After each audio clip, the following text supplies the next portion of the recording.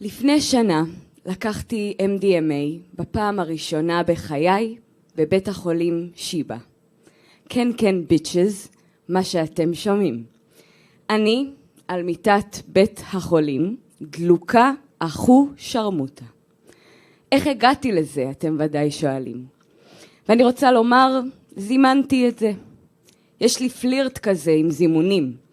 היקום מזמן לי הרפתקאות, היקום חמוד אליי. סמים קשים אף פעם לא היה הקטע שלי. מפתיע, אה? כמעט כל מסיבה אנשים באים אליי, מה זה גונדי, מה לקחת? מאיפה האנרגיות? ואני תמיד עונה, המוזיקה. המוזיקה היא הטריפ שלי. מה שכן, ידעתי שיום יבוא ואתנסה. לא ידעתי איך, לא ידעתי איפה, לא ידעתי למה, לא ידעתי שזה יקרה ככה, אבל היה לי תחושה שמתישהו זה יגיע. ושזה יהיה אך ורק ממקום של ריפוי.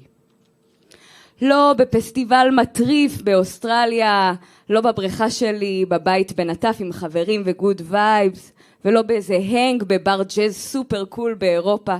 ידעתי בכל ליבי שזה מוכרח להיות טיפולי, עבורי. Like the good old days, כמו אבות אבותינו ואימהות אימותינו, שגילו את הסופר פלנטס ביערות לפני מלנת אלפים שנה. אז נתחיל בפרקים הקודמים. למי שלא יודע יודעת, החלמתי מסרטן.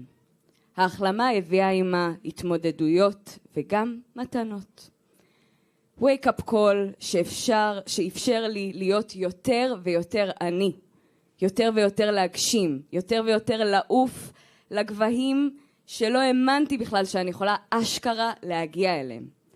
והתמודדויות שונות ולא פשוטות שמגיעות אחרי שמביטים בלבן של העיניים של מלאך המוות.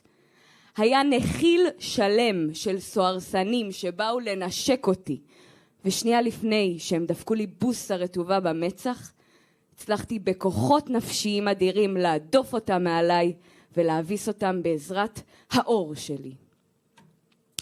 הסרטן הותיר צלקת, הותיר פצע מדמם, הותיר פוסט טראומה. כל השנים בהן למדתי במכללת מוסררה, התמודדתי יום יום, שעה שעה. ידעתי שיש בי את הכוחות להירפא גם מזה. אבל עברנו את פרעה, נעבור גם את זה, אמר מאיר אריאל, כפרה עליו. עלתה סדרה חדשה בנטפליקס, How to Change Your Mind. התחלתי לצפות בה, בקדחנות, ולספר לכל העולם ואחותו שזו סדרה must. באחת השיחות זימנתי זאת לעצמי. חבר טוב אמר שבדיוק מחפשים נסעניות חדשות לטיפול ב-MDMA בבית החולים שיבא תל השומר, ואז דונג! הקה הגונג במלוא תפארתו ועוצמתו. יום לאחר מכן קמתי על הבוקר עם אומץ בידיים והרמתי טלפון. יש קטע כזה שלפעמים שיחת טלפון אחת יכולה לפתוח דלת ליקום מקביל, אז זה היה בדיוק המומנט הזה. הגעתי, רעדתי, סיפרתי, נמדדתי, דם וגובה ומשקל וכמה ולמה ומי ומו, נשאלתי, עניתי על אין סוף תפסים, בכיתי, פחדתי, שמחתי, חתמתי וחתמתי וחתמתי והתקבלתי. לגמרי.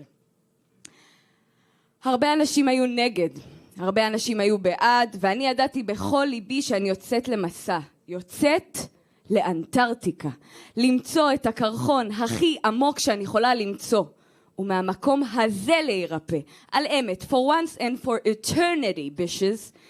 הגיע הרגע, נשכבתי במיטת בית החולים, עם דמעות של התרגשות בעיניים.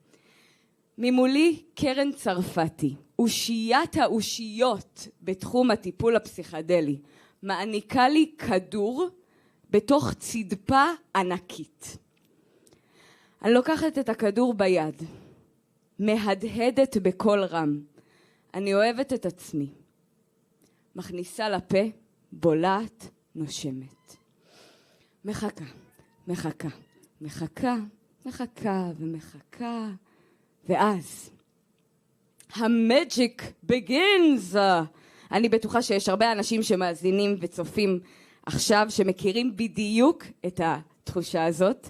אי אפשר באמת לכמת אותה לתוכן מילולי של ממש, ואם אני ממש אנסה, אז זה כמו תחושת לובן וטוהר מתפשטת מקודקוד הראש ועד קצות הבעונות.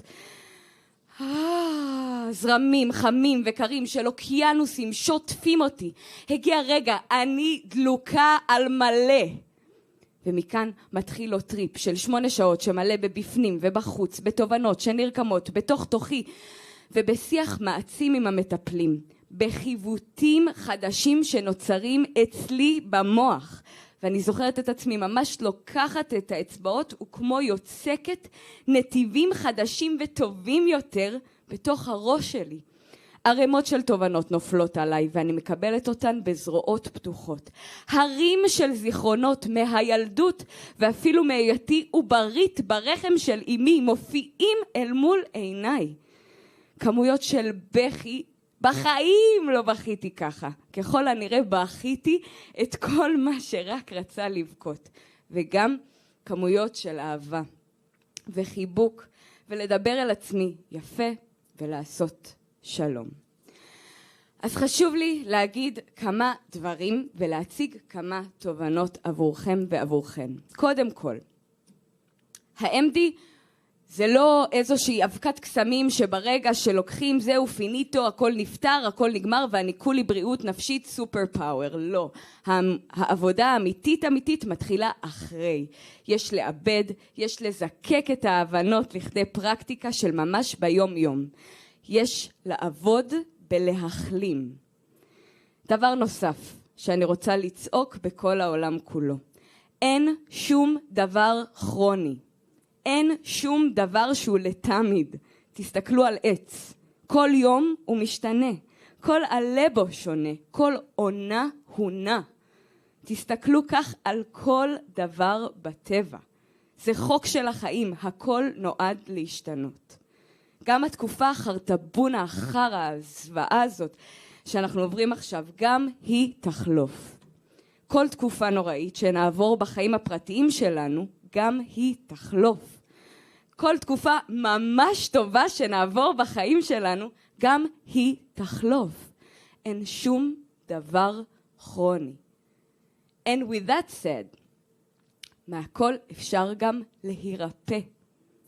כמובן שכאשר מישהו סופר סמכותי בחלוק לבן יגיד לכם, המחלה הזו היא לכל החיים, אתם תאמינו לזה ותעשו הכל באופן לא מודע שזה ילווה אתכם לכל החיים. מהכל אפשר להירפא. מה שכן, צריך לעשות המון על מנת להשתחרר מהסבל והכאב ולצאת לחופשי. למצוא את המקומות הלא שגרתיים שבתוכם הנפש יכולה להתאחד עם הגוף.